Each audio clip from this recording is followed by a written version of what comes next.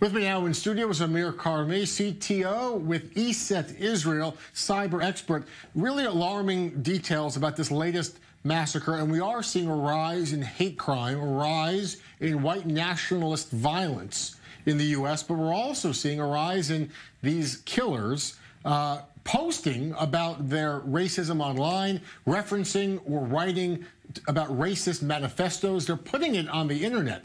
Can more be done to find out about it, to track it, to monitor it? Yeah, well, currently we have these social network companies like Facebook, like Google, who are already conducting actions to monitor these types of messages or these types of forums or pages. But these are limited, they have a limited way of actually finding these attackers on time. Once you combine these companies' abilities and there's some sort of government law or requirements of them to provide this information in a more orderly way or to process it in a more orderly way, we might see some changes. Is there comparisons between Israel and the way that Israel's government monitors online postings on web, even the dark web, to what's being done in the U.S.? Can there be can America learn something perhaps from Israel here? Definitely, there probably already is some sort of information exchange between the countries.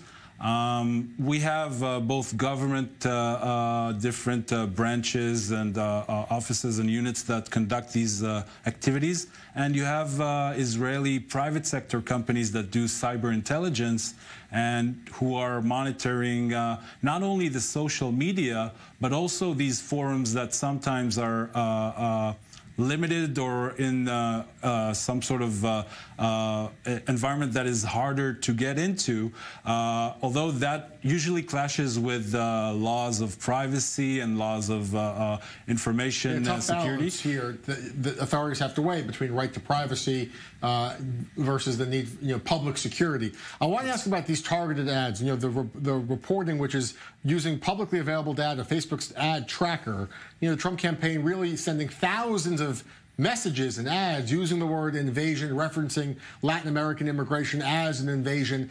But targeted ads, I mean, if I type in Google the word baby stroller just once, from that one Google search, anytime now I go on Facebook or YouTube, I'm going to get bombarded with all kinds of baby products. Yes. So if someone is engaging one time in a conspiracy or right-wing or white supremacist conspiracy, if they type in one search word, they can be followed and tracked, and they kind of get into this wormhole, right? Yeah, that is true, and it's mostly right for maybe different types of terrorism, like Islamic terrorism.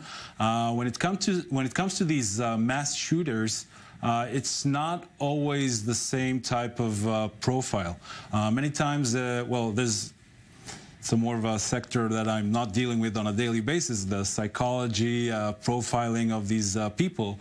A lot of times their gain or interest is also gaining some sort of notoriety online. So that's why they post about it. Yes, exactly. So it depends. Many times it could be related to some sort of mental illness, and it could be a result of psychopathic personality, or it could be a result of bullying. So there are different types of psychological profiles.